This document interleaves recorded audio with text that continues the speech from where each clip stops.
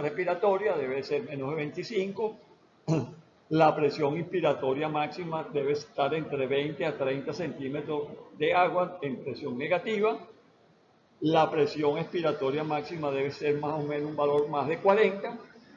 Y hay dos valores que lo vamos a ver con más detalle, que es la F, la frecuencia sobre el volumen corriente, y el impulso ventilatorio, que se mide a través de una variable que se llama P01. Ya vamos a ver de qué se trata eso.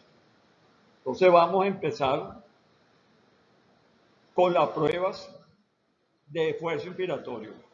En las unidades de cuidado intensivo se debería tener un manómetro que se consigue a nivel de la ferretería, en el cual, haciendo una pieza en T, nosotros conectamos una de las puntas al tubo endotraqueal, cerramos los otros extremos y le decimos al paciente que inspire. Si el paciente es capaz de inspirar más de menos 25, que el valor sea menos 25 centímetros de agua en negativo, nosotros podemos decir que ese paciente tiene un esfuerzo inspiratorio suficiente para poder ventilar.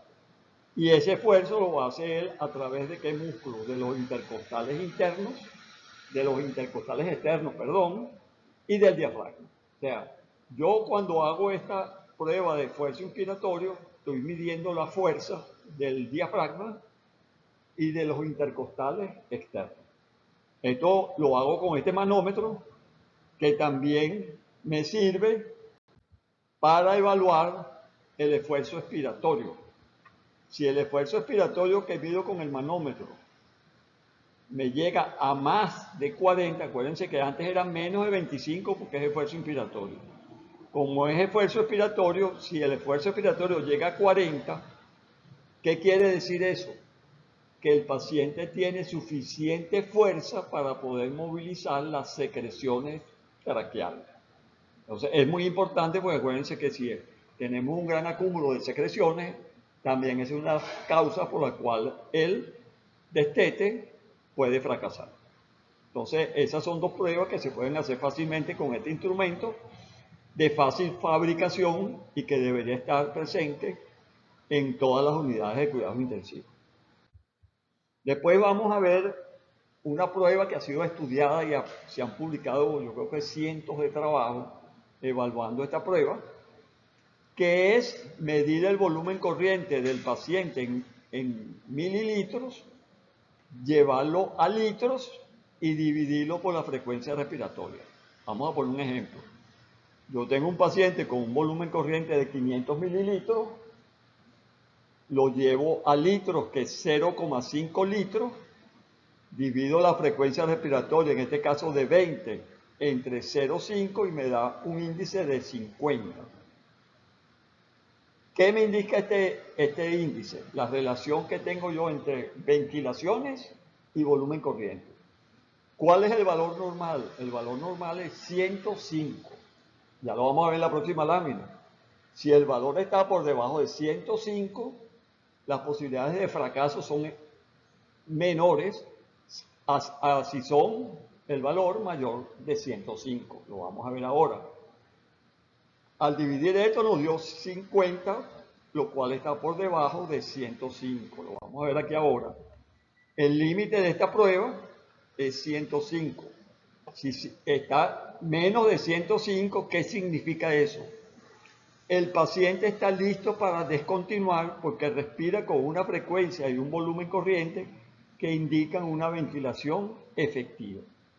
Y si está por encima de 105, esto indica respiraciones rápidas y superficiales, lo cual sugiere fatiga respiratoria y un riesgo mayor de fracaso en la descontinuación. Entonces, esta prueba se llama índice de respiración rápida superficial. Y acuérdense, se divide la frecuencia respiratoria y el volumen corriente y nos da este valor, y dependiendo si es menos o más, nos va a indicar que probablemente la descontinuación va a ser efectiva o no va a ser efectiva. El otro que vemos, que lo han trabajado muchísimo, es esto que probablemente ustedes nunca lo han hecho, pero no lo han hecho porque no lo han buscado en los ventiladores. Todos los ventiladores modernos traen esta prueba. Todos los ventiladores modernos. Se llama P01. Eso se llama, en traducción, es la presión de oclusión de la vía aérea en 100 milisegundos. ¿Qué evalúa esa prueba? Evalúa todo el eje ventilatorio. Todo el eje ventilatorio. Si el eje ventilatorio está en óptimas condiciones, el valor de la P01 nos va a dar un valor. Si está en pésimas condiciones, nos va a dar otro valor. Entonces, es un parámetro muy importante, se utiliza para evaluar el impulso respiratorio central o drive respiratorio del paciente. ¿Cómo se interpreta esto? Fíjense. Lo primero vamos a ver qué es la P01.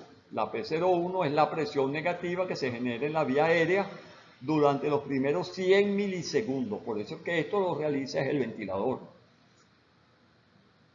De un esfuerzo inspiratorio espontáneo del paciente mientras la vía aérea está ocluida. Entonces el ventilador cierra la vía aérea y hace la prueba. Entonces lo que tiene que buscar su opción P01 en el ventilador y hacer la prueba. Entonces, ¿cómo se mide? Bueno, como se lo estaba diciendo, los ventiladores modernos tienen la capacidad de medirla.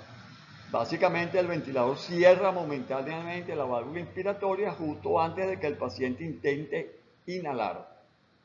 Durante esos 100 milisegundos de oclusión se registra la caída de presión que registra el equipo. Entonces, si la P01 es alta, o sea que nos da más de menos 6, el valor límite es más 6, más menos 6 o menos 6. Una PCO1 alta indica un gran esfuerzo respiratorio por parte del paciente, lo que puede significar que el paciente tiene una alta demanda ventilatoria o que no está recibiendo suficiente soporte del ventilador. Por el contrario, si la P01 está baja, puede indicar un bajo impulso respiratorio, lo que podría deberse a sedación excesiva o debilidad muscular. Entonces, cuando tenemos este valor menos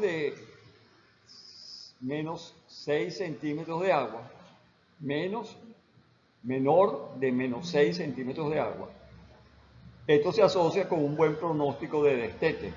Indica que un impulso respiratorio bajo moderado, compatible con una baja demanda o un adecuado equilibrio entre la demanda y la capacidad del paciente. Cuando es más negativo de menos 6, sugiere un impulso respiratorio elevado y un mayor riesgo de fracaso del destete. El paciente está luchando más para respirar, lo que puede llevar a fatiga y a extubaciones fallidas. Entonces, fíjense que tenemos un valor de la frecuencia sobre el volumen corriente de 105 y tenemos un valor de trabajo de la P01 en menos 6 centímetros de agua. Más de eso, mal pronóstico. Menos de eso, buen pronóstico en el destete. Entonces, se usan también en el paciente, así como se evalúan pruebas ventilatorias, se usan pruebas para evaluar la oxigenación y prácticamente la que más se usa es la relación PaO2-FiO2. Esa relación PaO2-FiO2 debe ser mayor de 238 para ser un buen indicador de éxito en el destete. La PaO2 debería ser siempre mayor de 60, sobre todo con FiO2 menores de 0,35. Estos son dos parámetros que son los más fáciles de nosotros medir en cuidados intensivos, y si podemos hacer los otros, mucho mejor, sobre todo el porcentaje de Chunt, que debe ser menos de 20 a 30%. Después vemos las pruebas neurológicas. Las pruebas neurológicas, el paciente debe estar despierto, colaborador, seguir órdenes sencillas. La sedación debería de suspenderse o ser muy ligera